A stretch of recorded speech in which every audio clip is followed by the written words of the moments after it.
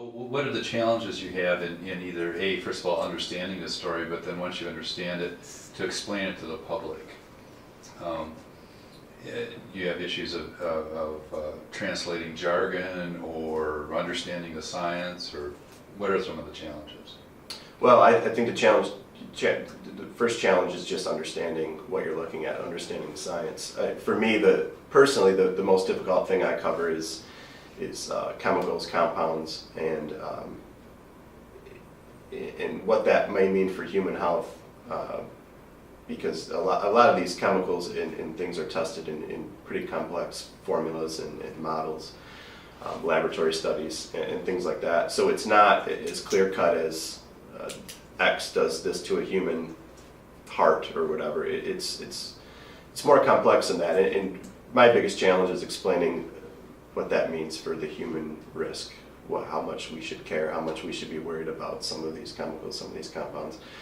And as far as jargon goes, or challenges in decoding the study, if you will, that's really, you rely on the scientist to explain that to you. And if they don't, you have to let them know during the conversation that what they're saying isn't making sense, and maybe they need to take it down to a more basic level. Do you get much reaction when you ask a scientist to do that? Do they ever get upset about being asked to explain things more simply? I haven't had too many scientists push back at all, simplifying things. Some of them have a hard time simplifying things. I think there's certain terms that maybe we don't always speak the same language, and maybe terms like stakeholder is an example of a term that means nothing to the public, but to a scientist that's kind of a term, or infrastructure. These are terms that they use that have that kind of a catch-all that to them doesn't seem like jargon, but for a journalist, stakeholders could mean many different things, and we need to know if they mean fishermen, boat owners. If you're talking about water quality study, you need to know who those people are, and those are some of the things that are more difficult than the real sciencey jargon. Most of the time scientists can decode that, but some of those terms like stakeholder and infrastructure, maybe a little more pushed back, a little harder to get them to explain that. Well, when a scientist is talking to the public, do you think they can gain something by learning from the journalist, the way the journalist tells their story? When a scientist talks directly to the public, should they be trying to adopt some of those strategies that you use as well?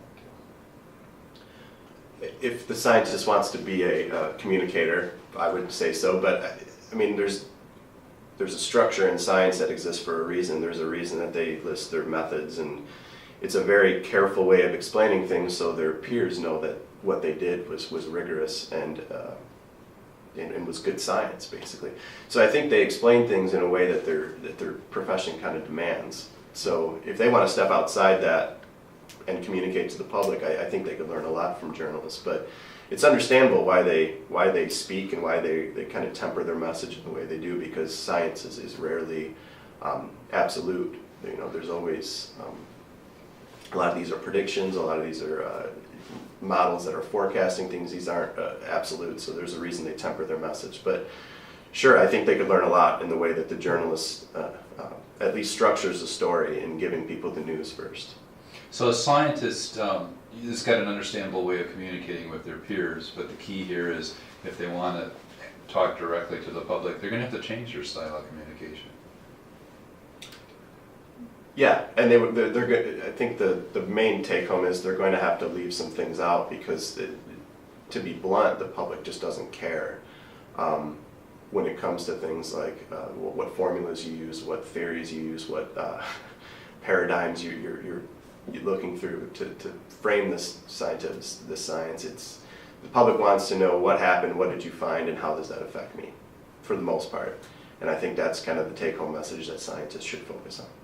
Well, that's an interesting point, because I think scientists often get upset at journalists or other storytellers because they leave stuff out.